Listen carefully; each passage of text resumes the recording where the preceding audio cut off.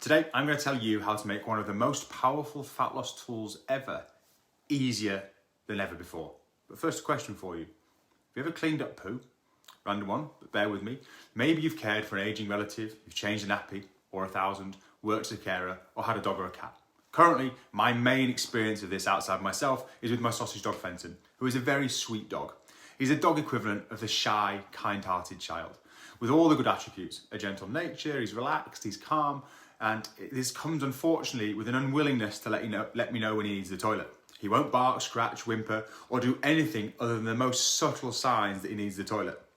He basically tells me by looking at me, which he also does 200 times a day as part of his daily routine. Around 3 a.m. one morning, I could hear him pottering around the bedroom gently like he often does. His little claws like tiny hooves making scratching noises on the floor, a bit like a large rat. This is pretty common, but on this occasion, it went on for a bit longer.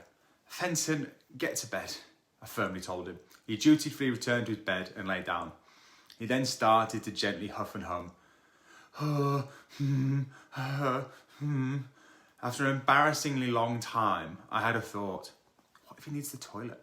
I got up and I let him out, and he proceeded to have what looked like his attempt at a Dachshund world record attempt, emptying his bowels in the garden.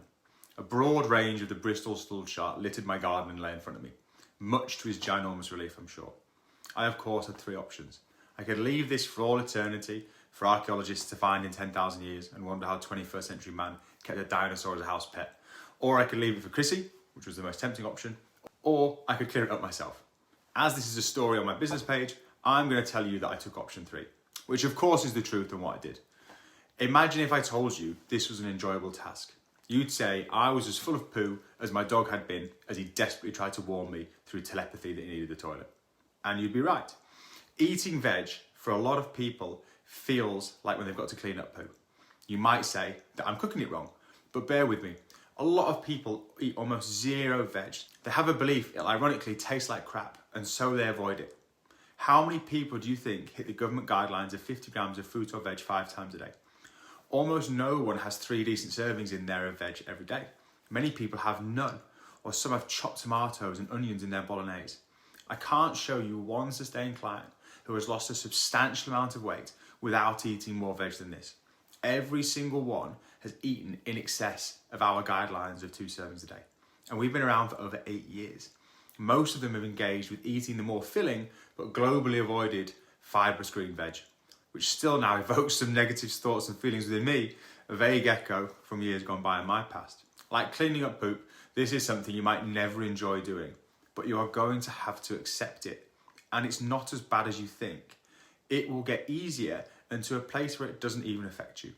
This is because 2 people can have the same physical negative experience, whether that be eating veg or cleaning up poop, but have a totally different emotional experience. One person can moan and complain and hate every second whilst doing it. The other can accept it and do it regardless of how they feel and focus on the benefits or something else outside of the task at hand. This is how you must approach more veg. By all means, find the veg that you like and cook it in a way that you enjoy. Change the physical as much as you can. But the pot of gold lies in the mental approach. When you truly accept this, when you stop resisting reality, then eating more veg can become habitual and easy. I do not mean force yourself to eat it while moaning in your head the whole time about how crap it is and how you'd rather eat chocolate. That is focusing on the physical side only. You're not engaging in the mental. And this is a great chance to practice watching your thoughts. I still sometimes fall prey to this now. I look at an open bag of salad alongside my meal and my mind resets to being 12 years old. Ugh, gross. I don't want to eat that at all. I'm not eating that. 1 out of every 5 times I probably dig my heels in, I listen to this voice and I follow the short-term thinking and avoid the salad. And 4 times out of 5, I'll have a handful and I'll eat it alongside a mouthful of something more tasty. Remember, change the physical if you can. I accept the negative thoughts and sensations that impact my experience, and I act in accordance with my values and the person that I want to be. In spite of the negative physical and mental sensations that accompany this, I want to be lean. I want to set a good example to my clients and the people I talk to. I want to be healthy. I don't use these thoughts as a battering ram to knock down my dislike for veg. I ate almost no veg for the first 21 years of my life. That mental message, avoiding veg, is deeply ingrained, and it still reappears sometimes. It's not going to work if I try to overpower these strong emotional thoughts. I can't use the above rational thoughts about health and the way I look to consistently convince myself it's the right thing to do. It's a very hit and miss approach that relies on my emotional thoughts not being too loud, which they often are, especially when people first start trying to implement this. They get an endless back and forth in their head that they rarely win, which is why they eat so little veg currently.